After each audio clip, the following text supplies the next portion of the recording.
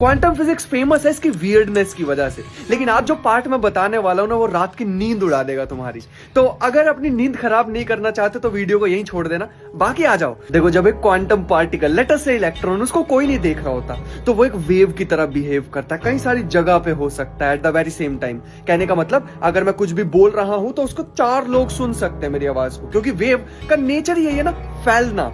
वैसे ही particle behave करता है जब मैं नहीं देख रहा हूं। इसके लिए हमें समझना होगा Young's double slit experiment, in short YDSC। कुछ आजकल के लड़के ना अपने बायो में 20 से लिख लेते हैं। देखो, बड़ा आसान सा है, 2 स्क्रीन लो और एक स्क्रीन में 2 स्लिट्स काट दो और एक एक करके बस इलेक्ट्रॉन भेजते रहो और देखो मैजिक। अब अगर हम ऑब्जर्व ना करें तो एक इलेक्ट्रॉन दोनों स्लिट से पास करेगा at the very same time, खुद के साथ ही इंटरफेयर करके एक सामने पैटर्न बना देगा।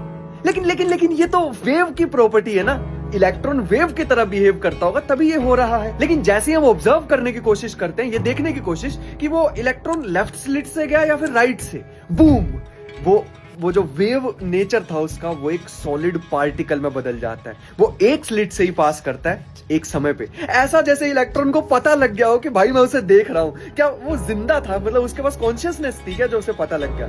अगर तुम्हें ये अजीब नहीं लग रहा ना, हमारी बॉडी, ये पूरा यूनिवर्स इन्हीं इलेक्ट्रॉन, प्रोटॉन, न्यूट्रॉन से, इन्हीं क्वांटम पार्टिकल से बना हुआ है, मोस्ट ऑफ द यूनिवर्स। इसका मतलब अगर इलेक्ट्रॉन जिंदा और तुम अपने आप को सिंगल कह रहे हो तो चलो इस पार्ट को छोड़ो, आगे बढ़ते हैं। अच्छा, यहाँ पे ऑब्जर्व करने का मतलब आंखों से देखना नहीं है, बस कोई भी एक मेजरिंग डिवाइस लगा दो इस तरीके से कि उस पार्टिकल की इंफॉर्मेशन एनवायरनमेंट में लीक हो जाए, बस उतना ही काफी। मैंने अभी तक जितना भी बताया ना, इसका सबसे स्कैरी पार्ट है अपने आसपास देखने की कोशिश करो। यार, ये सारी चीजें उन्हीं इलेक्ट्रॉन, प्रोटॉन, न्यूट्रॉन से बनी हुई है, वही फंडामेंटल पार्टिकल से।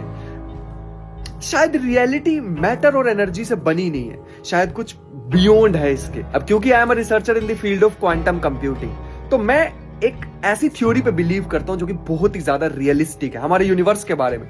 मतलब मैटर, एनर्जी, इससे भी ज्यादा फंडामेंटल चीज हमारे यूनिवर्स में एग्जिस्ट करती है, दैट इज इंफॉर्मेशन। इसका मतलब तुम, मैं या हमारा यूनिवर्स, ये शायद और कुछ नहीं, बस कॉम्प्लेक्स इंफॉर्मेशन का एक पैटर्न है, बस इतना ही। अब सो जाओ अगर सो सकते हो।